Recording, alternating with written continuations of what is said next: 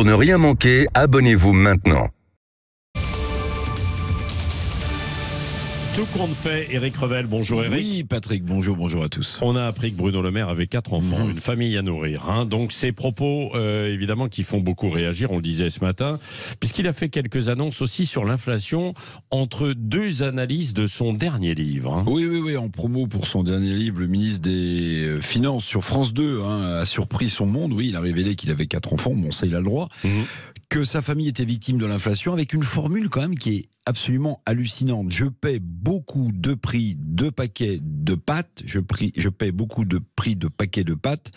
Bon, au-delà de la syntaxe très bancale pour un écrivain, le ministre des Finances s'est attiré évidemment les sarcasmes des réseaux sociaux qui doutent des difficultés sur les réseaux sociaux, donc des difficultés financières de fin de mois du locataire de Bercy. Alors côté annonce, plus sérieusement, Bruno Le Maire a assuré que le trimestre anti-inflation, vous savez, ces produits vendus par la grande distribution au prix le plus bas, que ce trimestre anti-inflation donc de la grande distribution serait reconduit.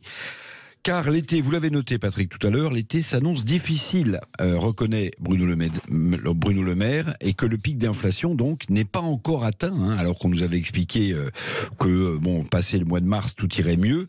La hausse des prix, je vous le rappelle, des produits alimentaires est toujours de 16% sur un an. Ça veut dire que 2 ménages sur 5 ont de grandes difficultés à se nourrir. Plus surprenant encore, Bruno Le Maire, vous l'avez peut-être noté, a remercié les industriels de l'agroalimentaire pour leur effort, je cite, alors que les négociations n'ont pas encore commencé avec ces industriels, des industriels qui continuent à accroître à bas bruit leur marge, prolongeant ainsi évidemment la hausse des prix. Alors l'inflation, justement, première préoccupation des Français. Le ministre des Finances est également revenu sur la baisse d'impôts des classes moyennes qui a été annoncée il y a quelques jours par Emmanuel Macron. Oui, la promesse d'Emmanuel Macron de baisser 2 milliards d'euros donc pour ces classes moyennes, l'impôt d'ici 2027. Le ministre des Finances s'est montré, à mon sens, à raison, extrêmement prudent.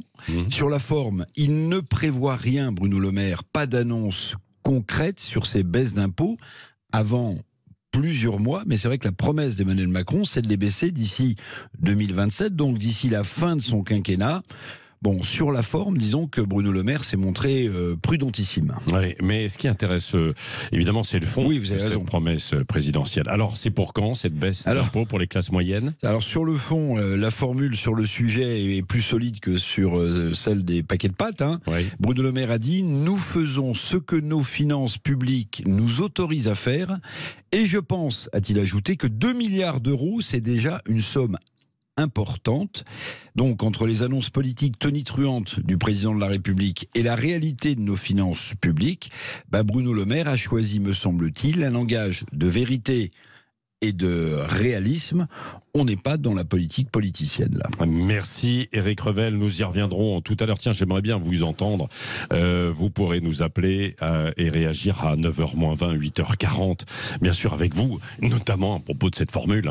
Je sais à quel point la hausse des prix est devenue insupportable pour les Français. J'ai une famille nombreuse avec 4 enfants à nourrir.